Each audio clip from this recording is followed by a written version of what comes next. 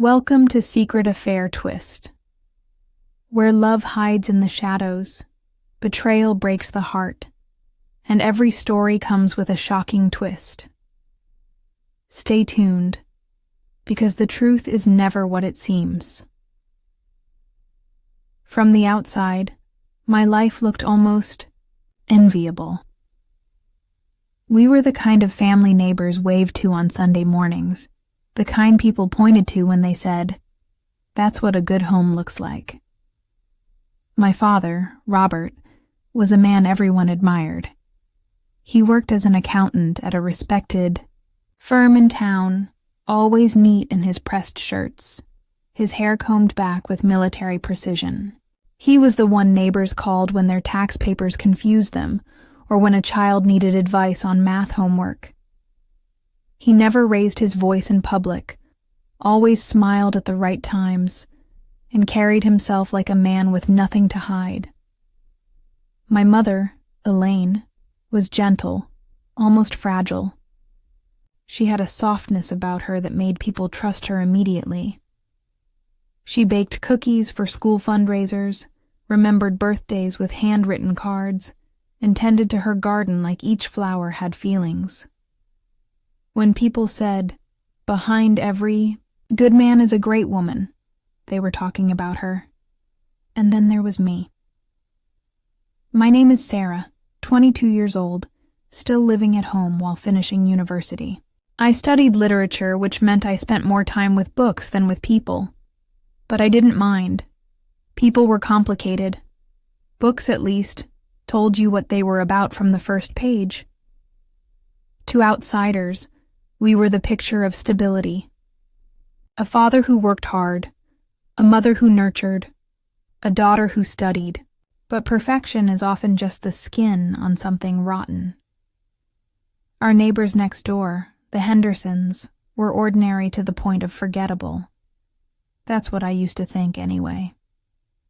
There was Melissa Henderson, a woman in her mid-30s, with long dark hair that always seemed just slightly tangled, as though she never had quite enough time to finish brushing it. She worked part-time at a bookstore downtown, and kept mostly to herself. And then there were her two kids, Danny, who was about 12, and Clara, who was 9. They were polite but quiet, shadows of children. They didn't play with the neighborhood, kids much, and when they did, they always seemed hesitant, as if afraid of drawing too much attention. I never thought much about them. To me, they were just the people next door. Every street has them, the neighbors who are there but not really there. But looking back now, I see all the ways they were not ordinary at all. It started with little things. I'd noticed Dad helping Melissa carry groceries into her house. That wasn't strange. He was helpful by nature. But he'd linger, chatting longer than necessary. Sometimes I'd look out my window late in the evening and see him mowing not just our lawn, but theirs too. When I teased him about being a neighborhood hero, he just smiled. "They don't have a man around to help," he said casually. "It's the right thing to do." It sounded noble. It sounded like my father. But the more I saw, the more I realized his kindness had a pattern. He always seemed to have time for Melissa and her children. He never complained about the extra effort. And whenever my mother mentioned it, "You don't need to do so much, Robert, they'll manage," he would brush her off with a smile. One summer evening, we hosted a small barbecue in our backyard. Melissa and her kids came over, which was unusual. They weren't the social type. I remember how comfortable Danny and Clara seemed around my father. Too comfortable. Danny raced up to him the moment they arrived, grinning. "Hey, Dad," he shouted, before quickly correcting himself. I mean, Mr. Carter. The whole yard went silent for a second. My stomach dropped, but Dad just laughed it off, ruffling the boy's hair. Kids, always mixing things up, he joked. Everyone else chuckled awkwardly, and the conversation moved on. But I didn't forget it. That night, I replayed the moment over and over in my head. Why would Danny slip like that? Why would he call my father Dad? And why did my father not look surprised at all? A week later, I came home from class earlier than expected. I saw my father's car in the driveway, but he wasn't inside our house. Through the window, I saw him at Melissa's kitchen table, his head bent close to hers, their expressions serious. Clara sat beside him, drawing something on a piece of paper, completely at ease. For a moment they looked like a family. I stood frozen on the sidewalk, staring at the scene like it was a photograph I wasn't meant to see. When Dad finally came home, he acted normal. He asked about my day, kissed Mom on the cheek, turned on the TV. But I couldn't shake the image of him sitting at Melissa's table like he belonged there. I told myself I was imagining things, that there was an explanation, but deep down a cold suspicion had taken root. After that evening at the barbecue and the sight of my father at Melissa's table, life didn't go back to normal for me. For everyone else it did. My mother still hummed while watering her roses. My father still left for work at 8 a.m. sharp, and the neighbors still seemed like shadows that never quite touched our lives. But I started noticing things. Little things. The kind you can ignore for a while, until they stack up high enough to crush you. My father had always been a man of routine. Work, home, dinner, TV, bed. Predictable as clockwork. But suddenly, he began working late. At least that's what he called it. Quarterly reports, he'd say, loosening his tie and sighing. But his shirt didn't look wrinkled the way it usually did after a long day at the office. Big client coming in, he'd mutter, kissing Mom's cheek before disappearing upstairs. Sometimes, I'd hear the back door creak open around 10 p.m. When I peeked through my window, I'd catch a glimpse of him crossing the lawn. Not toward his car, not toward the driveway, but toward the Hendersons' house next door. At first, I told myself maybe he was helping Melissa fix something. A leaky faucet, a squeaky door. That was the kind of man my father was.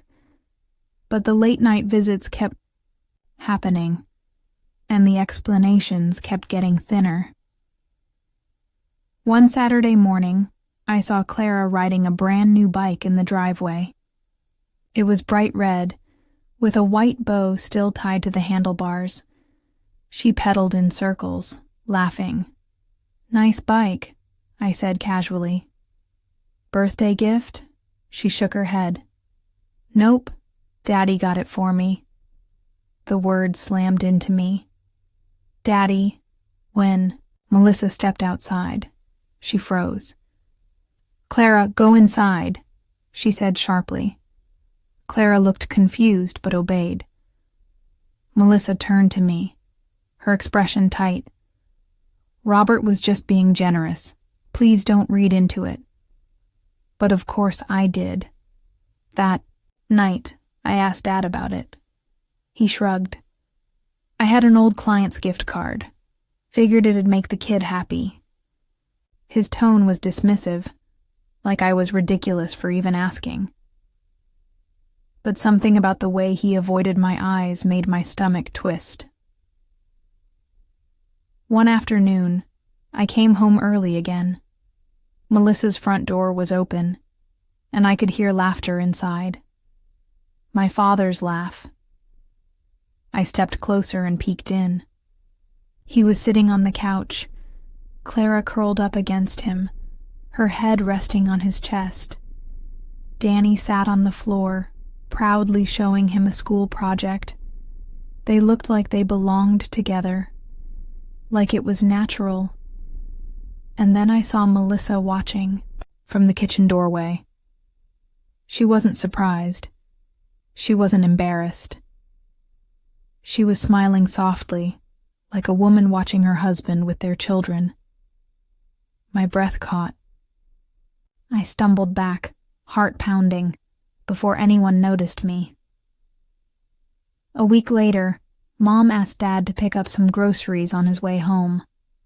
When he arrived, he had the bags in hand, but there was something else too. A school flyer, crumpled in his jacket. Pocket.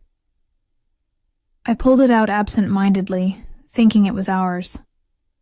But it wasn't. It was for Clara's school play, scheduled for next Friday evening. Dad snatched it from my hand too quickly. "Oh, that must have gotten mixed in when I stopped by to drop something off," he said, stuffing it into his pocket. His reaction was too defensive, too sharp.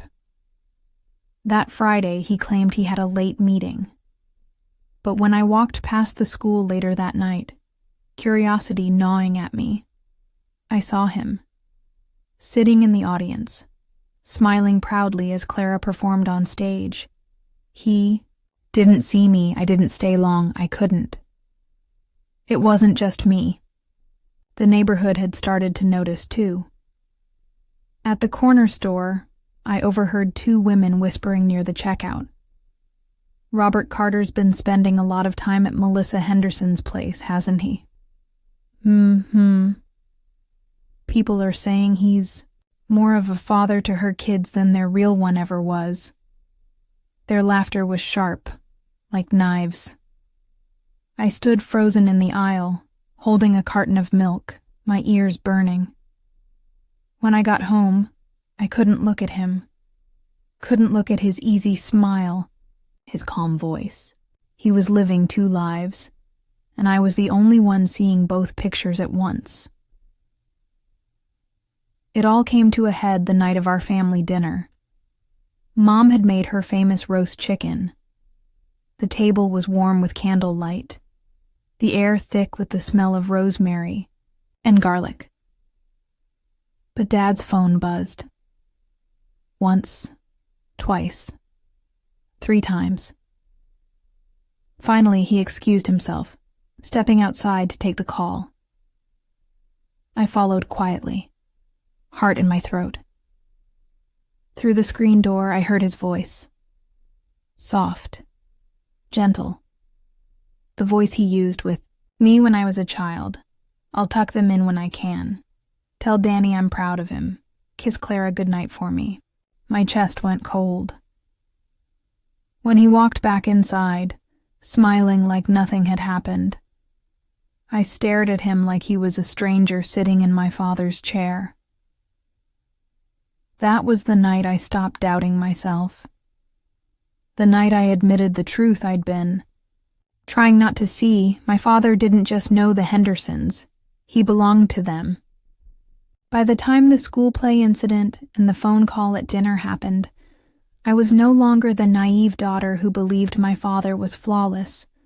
I was a detective, trapped in my own home, living beside a suspect who still called himself Dad. I didn't want to believe it. God, I wanted to be wrong.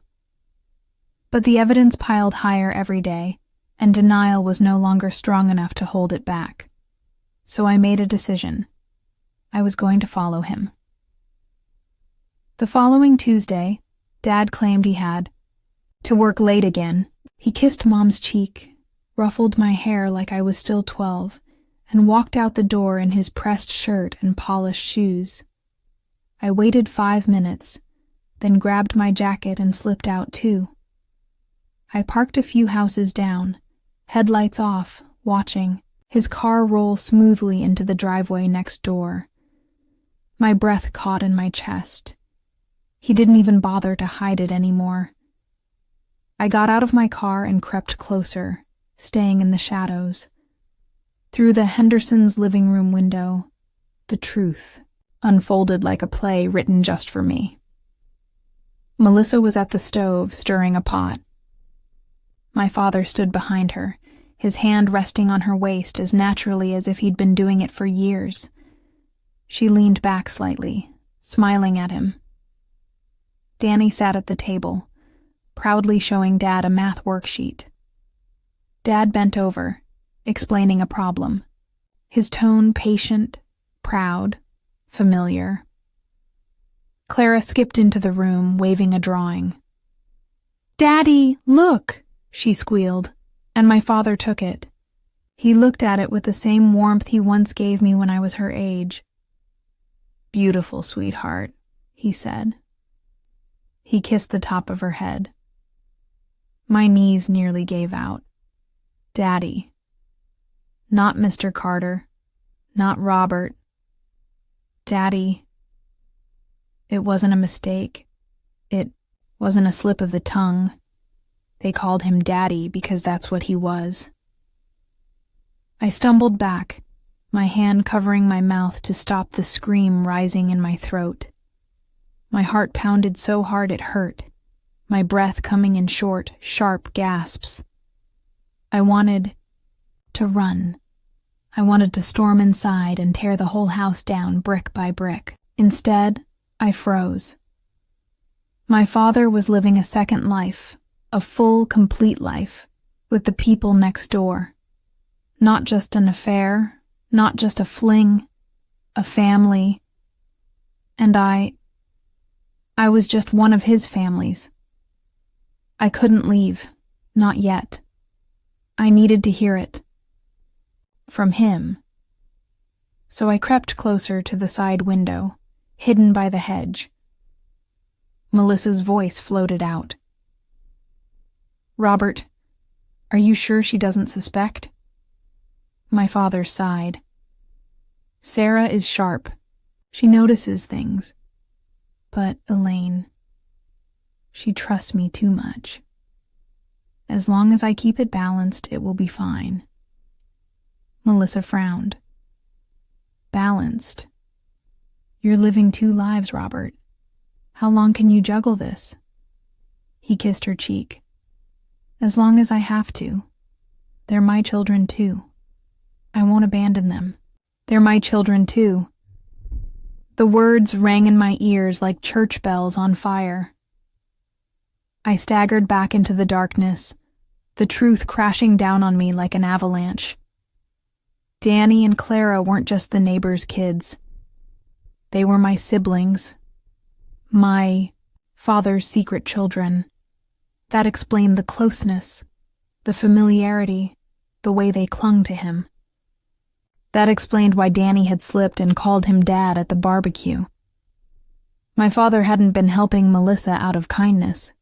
He had been raising another family, right under our noses. I drove aimlessly that night, tears streaming down, my face, my hands trembling on the wheel. I didn't want to go home. Didn't want to see him sitting in our living room pretending to be a devoted husband. Didn't want to watch my mother smile at him like he was still the man she thought. He was, but eventually I had to. When I walked in, he was there, watching TV, beer in hand, as calm as ever. He looked up and smiled.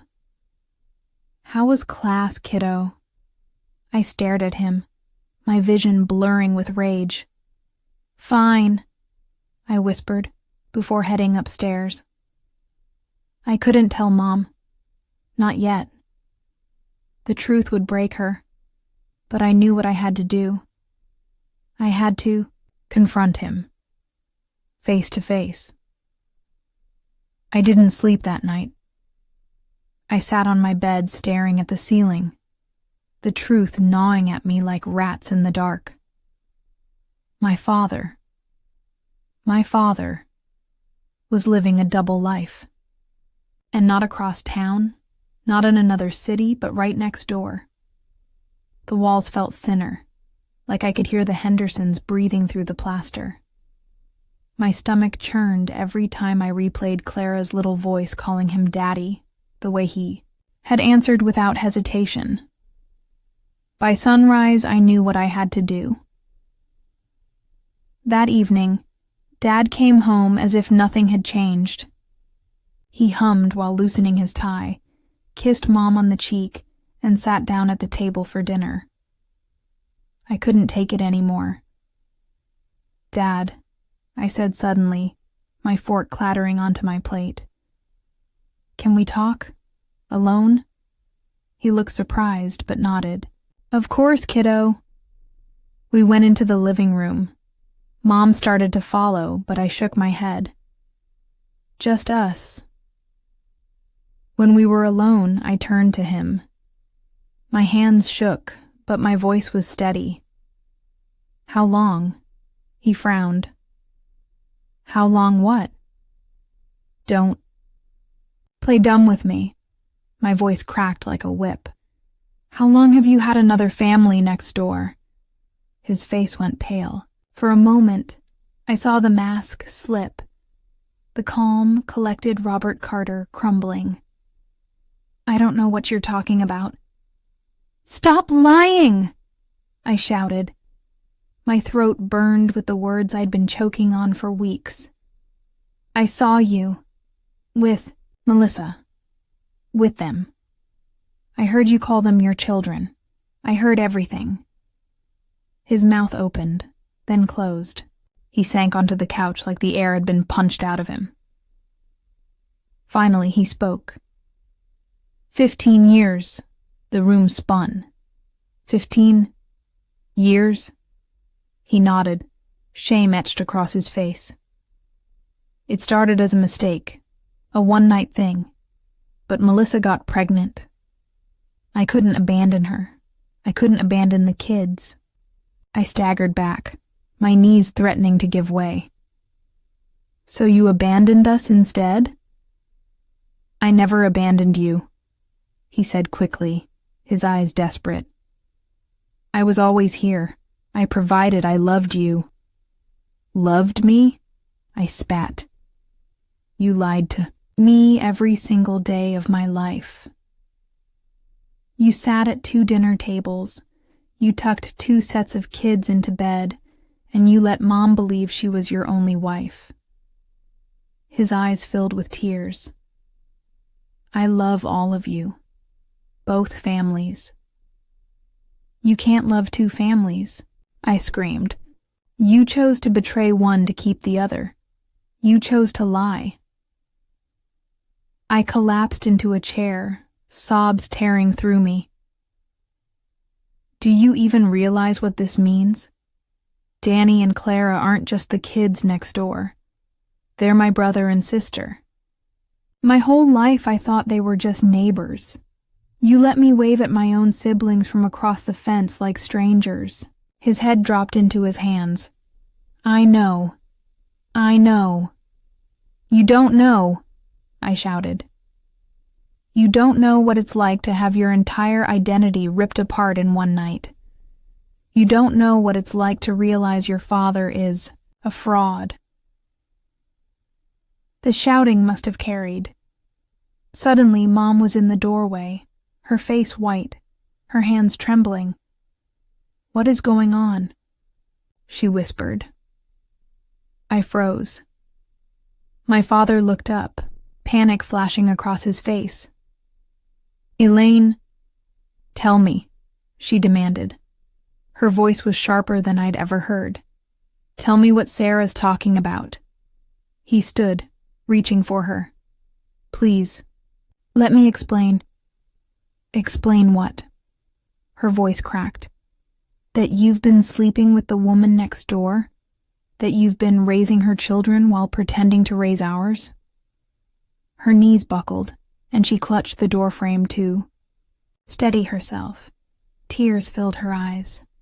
"How could you, Robert? How could you do this to us?"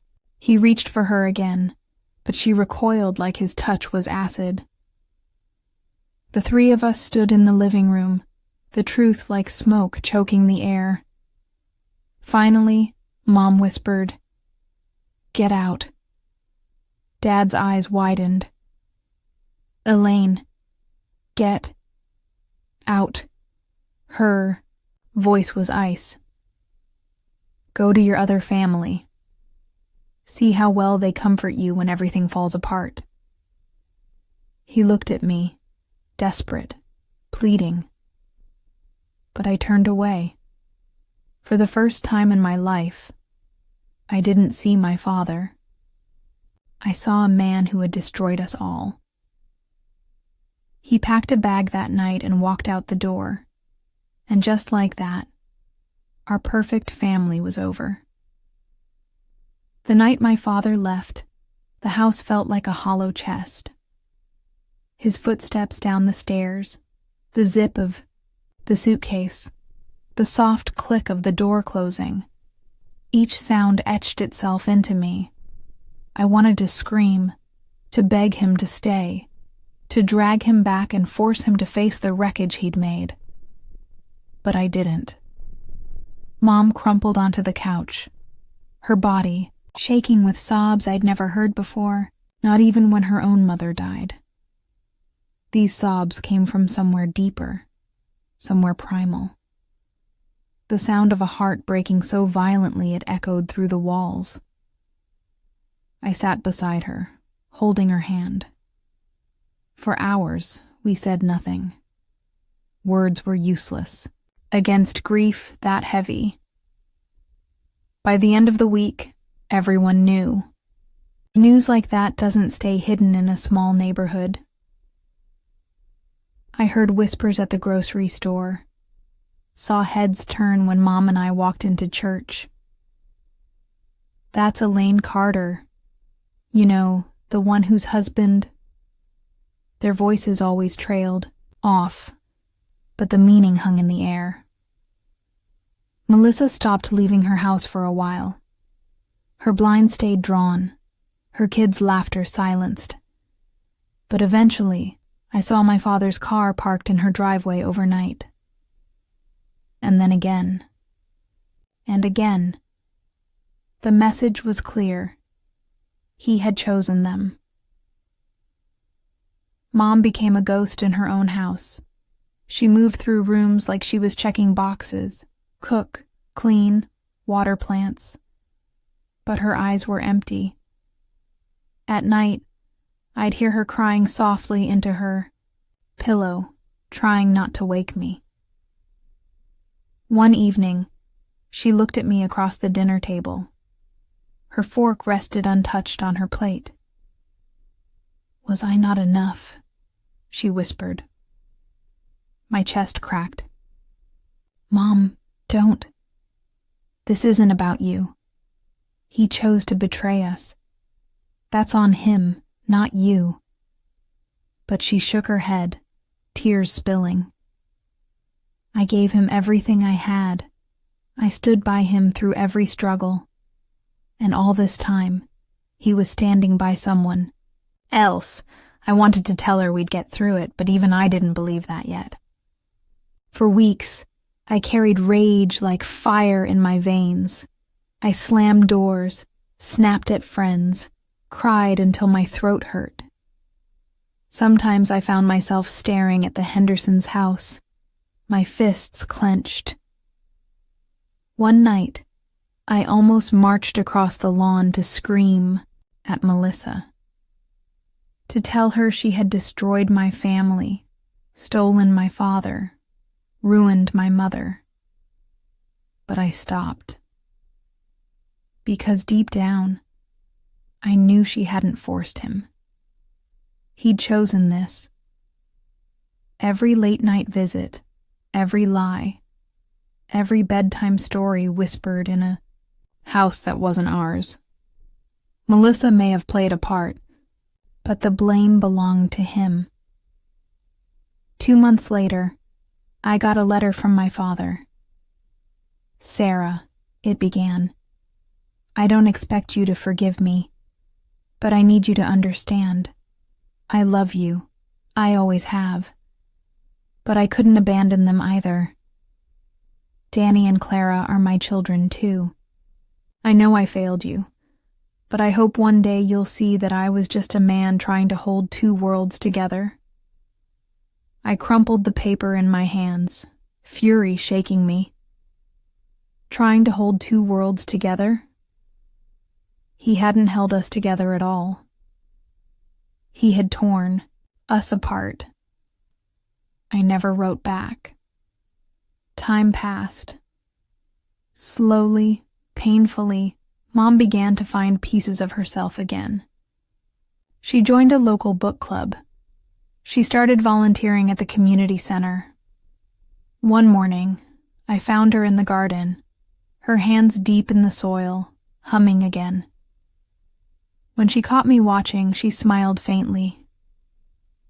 "I'm still here," she said. "He didn't take that from me." I realized then that my mother was stronger than I had ever known. As for me, I learned to carry the truth like a scar. It didn't fade, but it stopped bleeding. I finished my degree, moved into a small apartment in the city, built a life that wasn't shadowed by two houses sharing one man.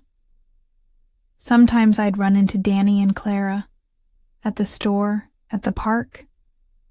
They looked at me with wide eyes, like they knew, but didn't know how to name it. I never blamed them. They were innocent, just like me. Victims of a man who thought love meant possession, not loyalty. Now, when I look back, I realize betrayal doesn't always come from strangers. Sometimes it sleeps under your roof. Sometimes it lives next door. My father's secret family taught me a truth I'll never forget. Love without honesty is just performance. And no matter how perfectly you play the part, the curtain always falls. I may never forgive him, but I will never let his choices define me. I am my mother's daughter. I am my own person, and I will never let someone else decide what family means to me again. Thank you for watching Secret Affair Twist. Join our family of viewers who live for stories of love, betrayal, and shocking secrets. Subscribe today and be ready for the next twist.